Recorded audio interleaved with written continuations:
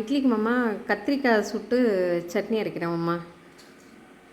கத்திரிக்காயும் சின்ன வெங்காயமும் வச்சு. இந்த ஒரு நிமிஷம் தேவையான பொருட்கள் சொல்கிறேன். இந்த கத்திரிக்காய் சட்னிக்கு தேவையான பொருட்கள் வந்து சின்ன வெங்காயம், இந்த 3 கத்திரிக்காய் எடுத்திருக்கேன். 3 இந்த பச்சை கலர் கத்திரிக்காய். அந்த கத்திரிக்காய், அந்த வயலட் கலர் கத்திரிக்காய் நல்லா இருக்காது. இந்த கத்திரிக்காய் தான் நல்லாயிருக்கும், இந்த பச்சை கலரு. இந்த கத்திரிக்காய்க்கு 3 கத்திரிக்காய்க்கு கொஞ்சம் வெங்காயம் மட்டும் கூட, ஒரு 25 வெங்காயம் மேலே இருக்கணும். பச்சை மிளகா, நாங்கள் கொஞ்சம் காரம் கூட சாப்பிடுவோம். நீங்கள் உங்களுக்கு தேவைக்கேற்ப காரத்தை கூட குறைச்சி வச்சுக்கோங்க. உப்பு தேவையான அளவு, புளி ஒரு கொட்டை புளி. இந்த கத்திரிக்காயை நல்லா சுட்டு வெங்காயமும் பச்சை மிளகாயும் வதக்கிட்டு அரைக்க போகிறோம். அதை எப்படி செய்யலான்னு பார்க்கலாம் வாங்க. கத்திரிக்காய் இந்த மாதிரி சுட்டுக்கலாம், கேஸில் வச்சு சுட்டுடலாம். முன்னாடியெல்லாம் நான் கல்யாணம் ஆன புதுசுலாம் பார்த்திங்கன்னா எங்கள் மாமியார்லாம் விறகடுப்பில் தான் சுடுவாங்க. நல்லா வாசமாகவும் இருக்கும், நல்லாயிருக்கும். இந்த சட்னி எங்கள் வீட்டில் எல்லாருக்குமே ரொம்ப பிடிக்கும். எங்கள் மாமியாருக்கு பிடிக்கும், சின்னவங்க அவங்களுக்கு பிடிக்கும், என் பையன் ராகுலுக்கும் பிடிக்கும், ரொம்ப பிடிக்கும். அதனால் இந்த சட்னினா எங்கள் எல்லாருக்குமே பிடிக்கும். இந்த சட்னி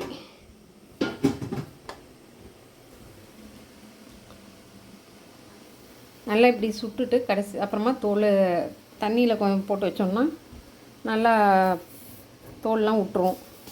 கத்திரிக்காய் மட்டும் எடுத்து வைக்கும்போது பார்த்து வைக்கணும், ஓட்டை இல்லாததாக. ஓட்டை இருந்துச்சுன்னா பூச்சி இருக்கும். கத்திரிக்காயில் ஹோல்ஸ் இல்லாததாக பார்த்து வைக்கணும். இப்படியே பரட்டி பரட்டி விட்டோன்னா நல்லா சுட்டுரும்.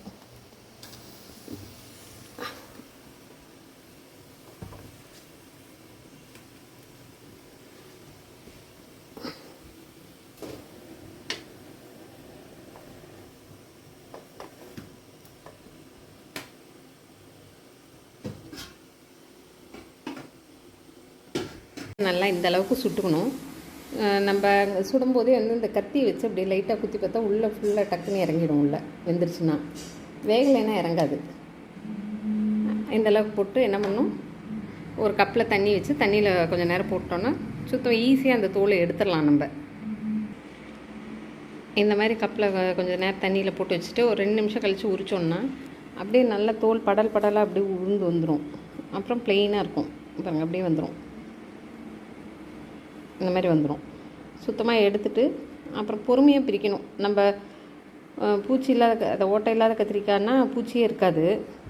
அந்த மாதிரி கத்திரிக்காய் எடுத்துட்டோன்னா இது பண்ணிக்கலாம். எதுக்கும் நம்ம வந்து அந்த கத்திரிக்காய் பிரிக்கும் போது பார்த்து பொறுமையாக பிரிச்சிட்டோன்னா, பூச்சி இருந்துச்சுன்னா நல்லா தெரியும். அந்த கத்திரிக்காய் நம்ம தூக்கி போட்டுடலாம், போட்டு வேறு கத்திரிக்காய் எடுத்துக்கலாம். பாருங்கள் அப்படியே அழகாக வந்துடுது பாருங்கள். மேல் தோல் மட்டும் அப்படியே வந்துடும், வேஸ்ட்லாம் ஆகாது. தண்ணியில் போட்டோன்னா இந்த மேல் தோல் மட்டும் அழகாக வந்துடும். அப்படியே எடுத்துடலாம். நான் இதை எடுத்துகிட்டு மதியம் உங்களுக்கு காமிக்கிறேன்.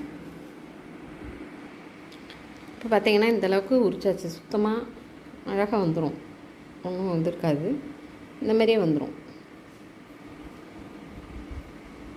இப்போ இந்த காம்பை மட்டும் நம்ம எடுத்துட்டோம்னா, அமுத்தி எடுத்தோம்னா வந்துடும் காம்பு. கத்திரிக்காய் மட்டும் தனியாக வந்துடும், காம்பு தனியாக வந்துடும்.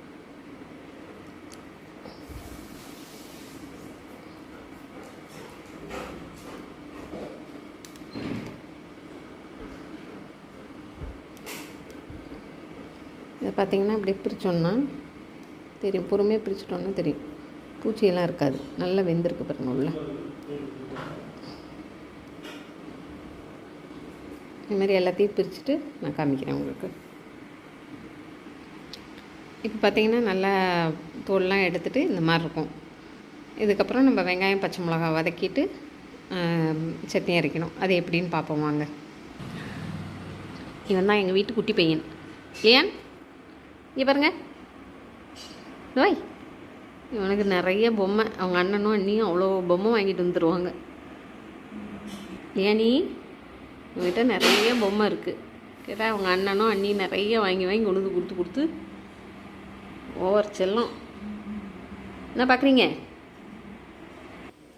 இப்போ வந்து நம்ம அடுத்து வெங்காயமும் பச்சை மிளகாவும் வதக்கிடுவோம். ஒரு ஸ்பூன் எண்ணெய் ஊற்றிக்கலாம்.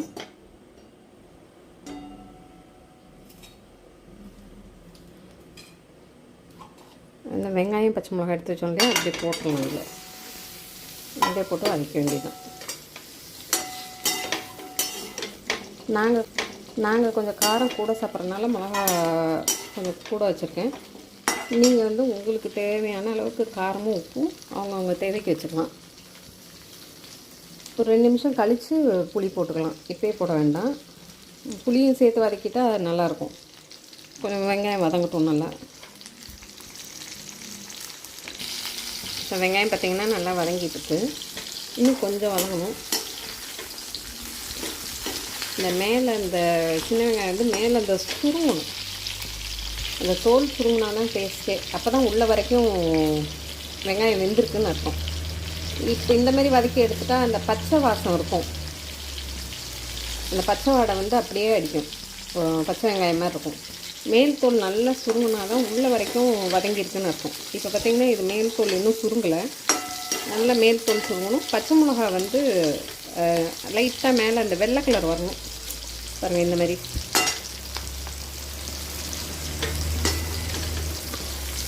இந்த மாதிரி வெள்ளை கலர் வரணும். இந்த வெள்ளை லேஸாக வந்தால் தான் நல்லா வதங்கிடுச்சுன்னு அர்த்தம்.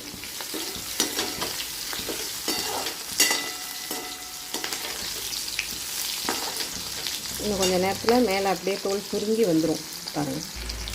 இப்போ பார்த்திங்கன்னா நல்லா வதங்கிடுச்சு, நல்லா வதங்கி நல்லா சுருண்டு வருது. இப்போ வந்து நம்ம புளியை போட்டுடலாம். இதெல்லாம் போட்டுடலாம்ல.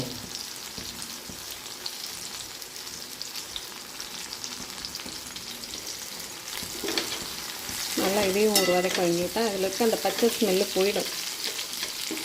புளியும் சேர்த்து வதக்கிட்டோன்னா அந்த புளியோட ஸ்மெல்லு பச்சை ஸ்மெல்லும் போயிடும். நான் இதுலேயே உப்பையும் போட்டுருவேன். வதக்கும் போதே உப்பையும் போட்டோன்னா நல்லா இன்னும் வதங்கிடும், நல்லா இதாக இருக்கும்.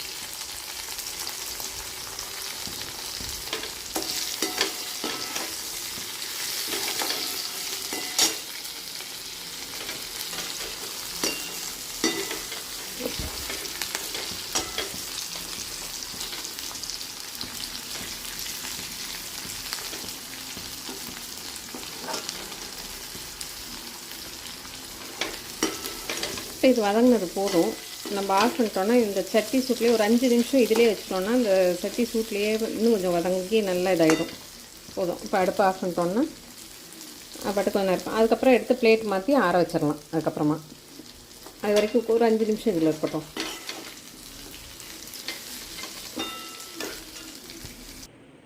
இப்போ ஆற வச்சிட்டோம் பிளேட்டில். இப்போ என்ன பண்ணணுன்னா, நம்ம கத்திரிக்காய் எடுத்து வச்சுருக்கோம் இல்லையா, அதை மிக்சியில் ஃபஸ்ட்டு போட்டு அதையும் பச்சை மிளகா புளியை ஃபஸ்ட்டு அரைச்சிக்கணும். வெங்காயத்தை அதுக்கப்புறமா தான் போட்டு அரைக்கணும். வெங்காயம் வந்து திப்பி திப்பியாக அரைக்கணும். அதனால் ஃபுல்லாக அரைச்சிட்டோன்னா நல்லா இருக்காது. வாயில் நம்ம சாப்பிடும்போது இந்த வெங்காயம் லைட்டாக வாயில் தட்டுப்படணும். அந்த மாதிரி இருந்தால் தான் நல்லாயிருக்கும். இப்போ நம்ம ஃபஸ்ட்டு பச்சை மிளகாவையும் கத்திரிக்காயையும் அரைச்சிருவோம்.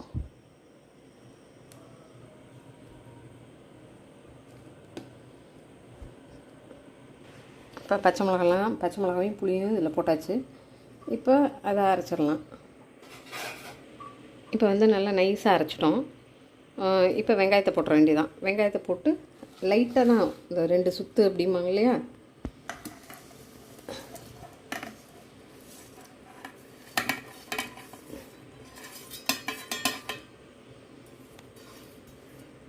இப்போ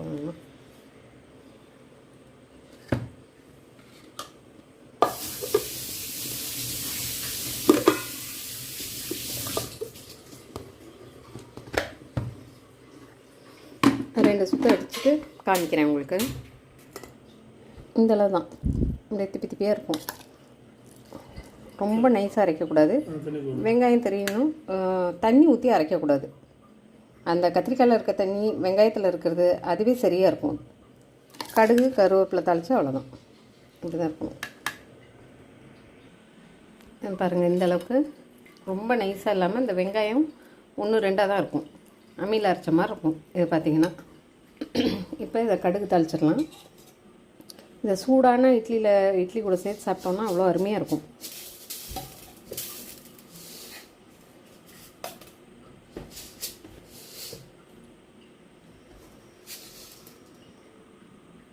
எண்ணெய் சுட்டோன்னா கடுகு தாளிச்சிடலாம்.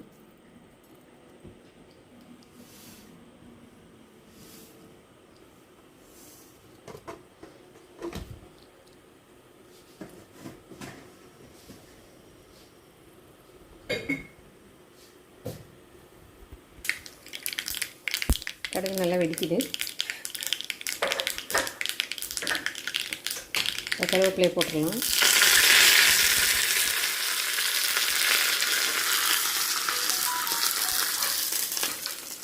சட்னியில் ஊற்றிட வேண்டியதான். பாருங்கள், சூடான இட்லியில் சாப்பிட்டா அவ்வளோ அருமையாக இருக்கும். கத்திரிக்காய் சட்னி முடிஞ்சிருச்சு. இதை சூடாக இட்லி கூட சாப்பிட்டோம்னா அவ்வளோ நல்லாயிருக்கும். செஞ்சு பாருங்கள்.